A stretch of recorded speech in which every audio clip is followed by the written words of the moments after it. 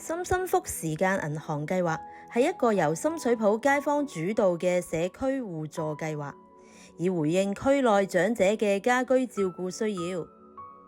時間銀行嘅概念令到長者可以作為受助者嘅同時，亦都能夠發揮佢哋嘅所長，成為其他人嘅支援者。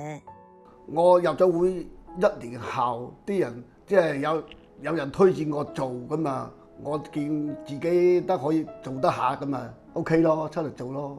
要人推薦，啲人又投票咁就 OK 咯。有時夜晚開嘅，即係咁咯。有乜嘢活動，大家可以商量下咁。好似比較充實咗就即係個視野闊啲咁咯。幫下人啊，探下老人家啊，擺下街站啊，即係去陪下診啊。即係依家就學緊嗰啲小維修，即係有乜人需要嘅，同佢執下啲嘢啊。咁博物館嗰度即係有用時分去咯，用時分靠時分咯。我哋試過一次，我老豆老母就要去覆診，佢2個老人家行動方便，咁啊我就俾啲分數，我老豆老母就 book 咗個轉的。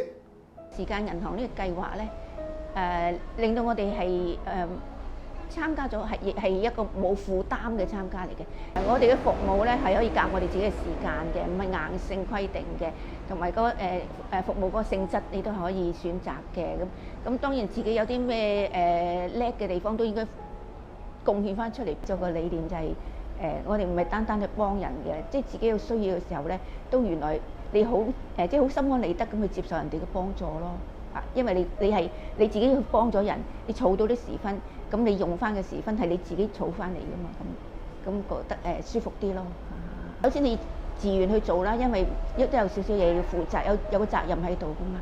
咁就係啦，咁啊揀選咗，咁咪成立咗個籌委會，咁咪開始咗時間銀行計劃嘅活動咯。會同身邊啲朋友都傾下呢樣嘢嘅，睇下佢哋有冇興趣嘅。因為我就當初我入會都係因為我覺得佢哋理念好好啦，好正確啦咁咯。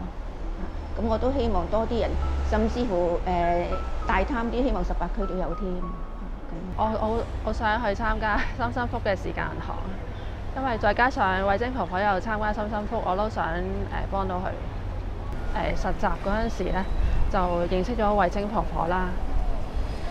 咁咧從實習去慧晶婆婆嗰度咧，即係佢嘅人生經歷咧，就令我覺得好感動。長期病患咧都好有20幾年咧，佢又成日出入醫院咧，我覺得佢即係佢嗰個正向嘅能量咧，真係好值得我去學習嘅。想去幫一啲獨居啊，或者係雙老嘅長者去照顧佢哋啊，或者係做下探訪，關心下呢個社區。